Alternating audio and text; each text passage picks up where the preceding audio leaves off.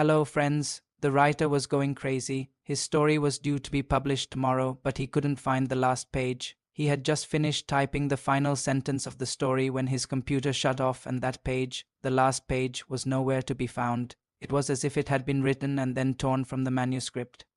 He looked everywhere for it, under the desk, behind the curtains, even in the toilet, but it was nowhere to be seen. The writer's story was a horror story. Each page described what was happening to him in real time. For example, if he opened the second page, it would say, "The writer opens the second page and continues reading." And sure enough, when he looked at the third page, it said, "The writer looks at the third page and continues reading," and so on and so forth. But the missing page, the one he couldn't find, was rumored to be the one that predicted the writer's fate. What would happen to him? Where would he go? Who would he meet? All of that was written on the last page.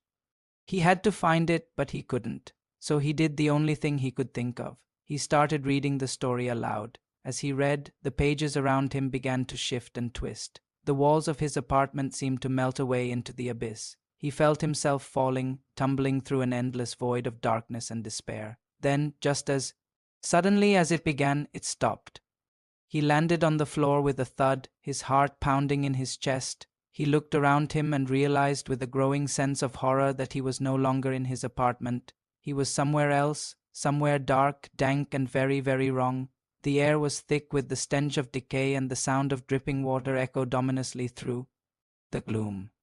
He could feel the presence of something unseen watching him, waiting for him to make a move. With trembling hands, he reached out to steady himself on a nearby wall, but it was no use. He stumbled and fell to his knees. In the flickering light of a nearby candle, he saw the source of the dripping water, a single drop of blood slowly oozing from a jagged hole in the wall.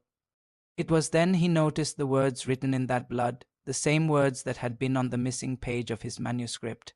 They spelled out his fate, his horrible, horrible fate, and as he read the final words aloud, the room around him began to twist and turn once more, pulling him deeper into its dark embrace.